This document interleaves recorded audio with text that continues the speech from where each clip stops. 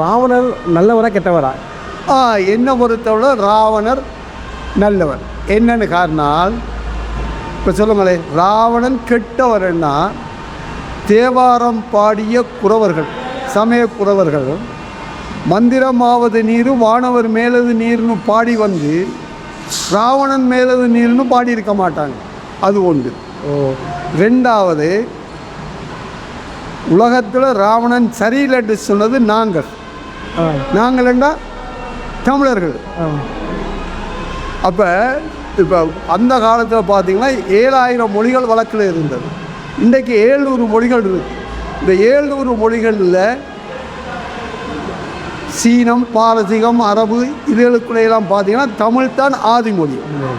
அப்போ தமிழ் ஆதிமொழிங்கும் பொழுது அந்த காலத்தில் ராவணன் காலத்தில் அங்கே 2 மொழிகள் வழக்கத்தில் இருந்தது. ஒன்று மனுஷ மொழின்னு சொல்கிறது, மற்றது தெய்வீக மொழி. தெய்வீக மொழின்னு சமஸ்கிருதம் சொல்கிறாங்க, அது வடக்கில் பாவனையில் இருந்தது. மனுஷ மொழின்னு தமிழ் வந்து தெற்கில் தென்னிந்தியாவில் இருந்தது. அப்போ ராவணன் பேசினது தமிழ், ஆஞ்சநேயர் பேசினது தமிழ், வடக்கில் ராமர் பேசினது சமஸ்கிருதம். ரெண்டாவது, ராவணன் சரியில்லைன்னு நீங்கள் சொல்கிறதுக்கு காரணம்னா தவறான அணுகுமுறைன்னு சொன்னால் உலகத்தில் 300 ராமாயணம் இருக்குது, ராமாயண கதைகள். இதில் வால்மீகியில் தான் ஒரிஜினல். அப்போ வால்மீகி எந்த ஒரு இடத்துலையுமே ராவணனை குறை சொன்னதாக தெரியலை. அதில் வால்மீகிலையும் ஒரிஜினல் வால்மீகியில் 10,000 பாடல்கள் இருந்தது. இன்றைக்கு 24,000 பாடல்கள் இருக்குது. அப்படின்னா 14,000 பாடல்கள் வால்மீகி பெயரால் இயற்றப்பட்டிருக்கு, சேர்க்கப்பட்டிருக்கு. அப்போ இன்னொன்று என்னென்னா, இப்போ நாங்கள் இந்த ராமாயணத்தை எல்லாம் படிக்கிறதுக்கு முன்னுக்கு முதல்ல நாங்கள் தெரிஞ்சு கொள்ள வேண்டிய ராவணன் யாருன்னு பார்க்கணும். இப்போ ராவணன் யாருன்னு பார்க்குற நேரம் இந்து சமயம் என்று ஒரு சமயம் உலகத்தில் இல்லை. இந்துங்கிற பேரை எங்களுக்கு வழங்கினது பிரிட்டிஷார், எங்களுக்கு ஒரு அடையாளத்துக்காக வேண்டி கொடுத்தாங்க. அப்படின்ட்டு பார்த்தீங்கன்னா இந்து சமயம் என்று இல்லைன்னு சொல்லி, அப்போ ராவணன் முற்பிரதியில் நாங்கள் அப்படின்னா இந்து சமயம் இல்லைன்னா என்ன, சனாதன தர்மம். இந்த சனாதன தர்மத்தின்படி எங்களுடைய உடம்புக்கு தான் அழிவை தவிர ஆத்மாவுக்கு இல்லை.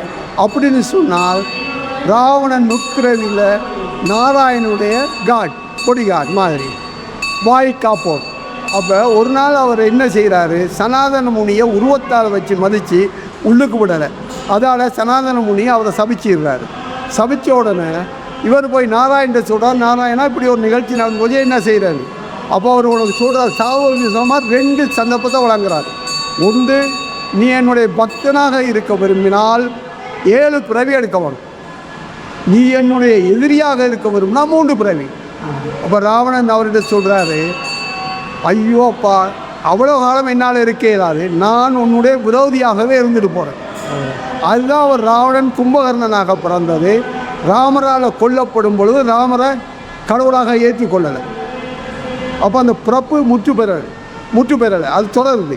கடைசியாக கிருஷ்ணரால் கொல்லப்படும் பொழுது நீதான் கடவுள்னு சொல்லி அவர் ஏற்றுக்கொள்கிறார். அப்போ ஏற்றுக்கொள்கிறதுனா மனதால் ஏற்றுக்கொள்ளணும். நீங்கள் ஒரு கதை ஒன்றை யோசிக்கணும் என்றால், ஔவையார் கூட அறஞ்செய்ய விரும்புன்னு தான் சொன்னாவே தவிர அறம் செய்ய சொல்லலை. அறம் செய்ய விரும்பு அப்படின்னா என்ன, மனதால் ஒன்றுபடணும். ஒரு காரியம் செய்யும்பொழுது உங்கள் மனம் அதோடு ஒன்றுபட்டு மனதால் நீங்கள் அதை ஏற்றுக்கொள்ள வேண்டும். அப்படி நீங்கள் இறைவனிடம் மனதால் ஒன்றுபட்டு மனதால் ஏற்றுக்கொண்டு உங்களோட பிரச்சனைகளை நீங்கள் மன்னிப்பு கோரினால், சரணாகதி அடைஞ்சால் உங்களோட பிறப்பு முற்று பெறும். இல்லாட்டி மீண்டும் பிறப்பீங்க. அப்படி பார்த்தா ராவணன் வில்லனாக மாறினது நாராயணனுக்கு சேவை செய்கிறதுக்கு. அப்போ நீங்கள் எப்படி சரியில்லைன்னு சொல்லணும். அது வருது. அப்போ இன்னொன்று என்னன்னு பார்த்தீங்கன்னா, ராவணன்ட்ட எந்த விதமான கெட்ட எண்ணமும் இருந்தாக தெரியல. அப்படி ஒரு எண்ணம் இருந்திருந்தால் சீதைக்கு பாதுகாவலாக திரிசடையை நியமிச்சிருக்க மாட்டார். திரிசடைங்கிறது விபீஷனுடைய மகள்னா தனக்கு மகள்ட்டாங்க. ஏன்னா ராவணன் வந்து சிறந்த சிவபக்தன், சிறந்த ஆட்சியாளர், அதில் எந்த வித மாற்று கருத்தும் இல்லை.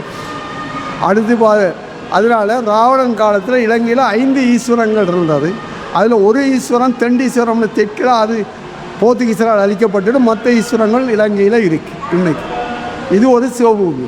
இப்போ இன்னொருத்தர் மனைவியை கடத்திட்டு வர்றது தவறு தானே? அது பழிவாங்கணுங்க. இதுதான் சொன்னேனே, இது வந்து என்ன, ராவணன் விரோதியாக மாறினதே ராவணனுக்கு சேவை செய்யும். சேவை செய்கிறதுக்காக. அப்போ இது விதியின் விளையாட்டு. அப்போ அது வந்து அவர் தன்னுடைய சகோதரின்னு சொல்லி அது ஒரு சந்தர்ப்பமாக பயன்படுத்தி அவர் கடத்திக்கிட்டு வந்துட்டார். Okay okay. இதெல்லாம் இறைவனுடைய விளையாட்டு. இறைவன் விளையாட்டு. எல்லாம் அவன் அறிவான். என்னென்னா உலகத்தில் நல்லது கெட்டது ரெண்டு பக்கமும் இருக்குது. ரெண்டு பக்கமும் பார்த்து சமநிலையில் இருக்க வேணும். அப்படி பார்த்தோம்னா ராவணன் கெட்டவர் இல்லை.